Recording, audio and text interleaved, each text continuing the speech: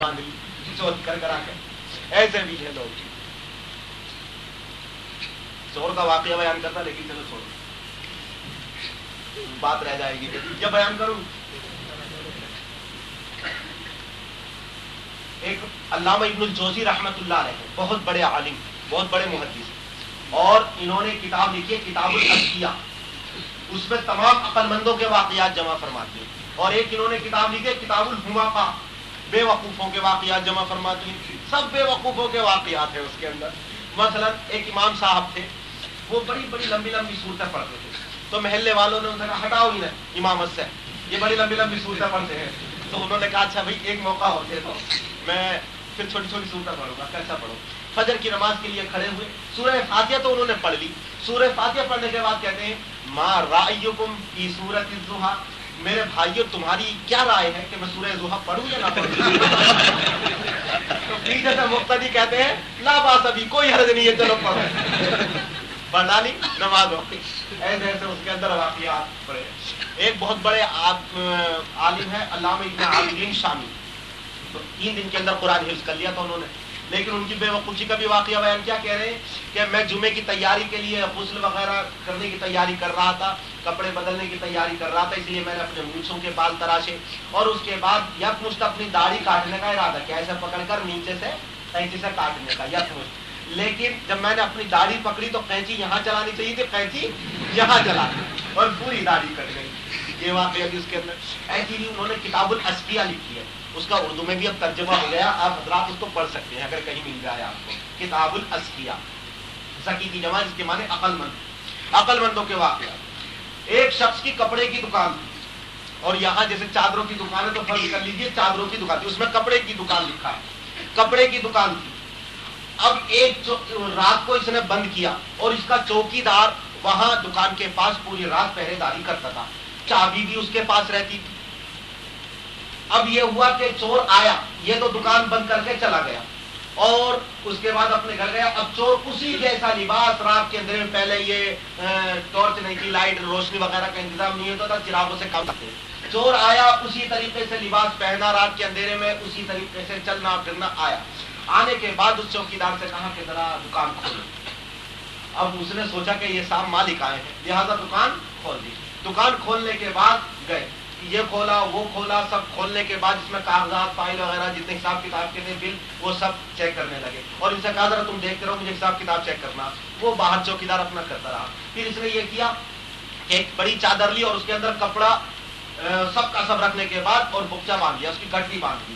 اور اس کے بعد اپنے اسے جو خادم تھا یا نوکر تھا, اس سے کہا کہ قلی کو بلا کر لاؤ حمال کو.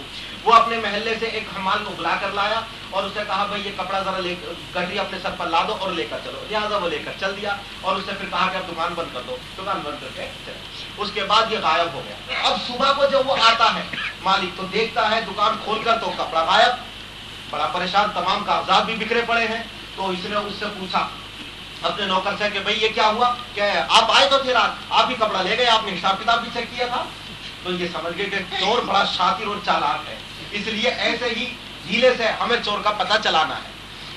انہوں نے کہا کہ بھائی ایسا ہے کہ میں رات میں جو آیا تھا ذرا میں غنودگی کے عالم میں تھا, نیند کے عالم میں تھا, اور مجھے پتہ نہیں کہ کیا ہوا, اس لیے تم اسے بلا کر لاؤ کہ جو یہ گٹھری جس قلی کو تم بلا کر لائے تھے اور جس کے حمال کے کاندھے پر یا سر پر میں نے اس گٹھری کو لادا تھا, اس کو بلا کر لاؤ. مجھے خیال نہیں رہا کہ وہ کون تھا. لہٰذا یہ نوکر گیا اور اس محلے کے حمال کو بلا کر لایا. اس سے بھی یہی کہا کہ بھائی میں رات میں غنودگی کے عالم میں تھا, جو تم رات گٹھری لے کر گئے تھے کہاں لے کر گئے تھے, ذرا مجھے وہ راستہ بتا دو, مجھے پتہ نہیں. لہٰذا یہ حمال اس کو لے کر چلا, ایک ندی کے کنارے پہنچا. ندی کے کنارے پہنچنے کے بعد کہا کہ یہاں کے بعد میں نے یہاں گٹھری اتار دی. اس کے بعد کہا کہ کون یہاں سے گٹھری لے کر گیا, کہ ان کشتی والوں میں سے فلاں شخص لے کر گیا. اس نے فلاں شخص کو کشتی والے کو بلایا اور اس آدمی کو واپس دے دیا. اس کشتی والے سے کہا کہ بھائی رات میں غنودگی کے عالم میں تھا, جو میں تمہارے ساتھ گٹھری لے کر گیا تھا, کہاں تک لے کر گیا تھا, ذرا میرے ساتھ چلو, اور یہ آپ کو اجرت دیتا ہوں, آپ کے پیسے دیتا ہوں اس پار تک جانے کے. لہٰذا اسے پیسے دیے اور اس نے اس پار چھوڑ دیا کہ میں نے آپ کو یہیں اتارا تھا. اس کے بعد کہا کہ میری گٹھری کو اٹھا کے کون لے کر گیا تھا, کہ یہاں فلاں حمال ہے وہ اٹھا کر لے کر گیا تھا. لہٰذا اس حمال کو بلایا, اس سے بھی یہی کہا بھائی رات میں جو ہماری گٹھری کپڑے کو اٹھا کے لے کے گئے تھے تم, میں نے پیسے, میں غنودگی کے عالم میں تھا, نیند کے عالم میں تھا, اس لیے مجھے صحیح طریقے سے یاد نہیں ہے, یہ تو بتاؤ کہ تم کہاں رکھ کر آئے تھے.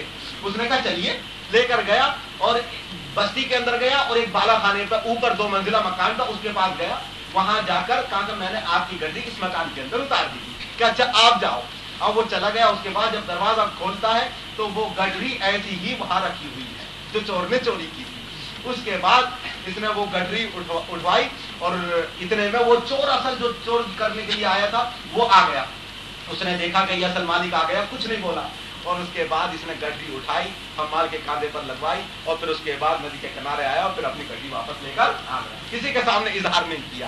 تو کتنا شاطر چالاک چور تھا، لیکن شاطر یہ بھی تھا جس کا مال چور ہوا تھا اس نے ایسے پتہ لگا دیا اللہ نے. ایسے بہت سارے واقع بہرحال.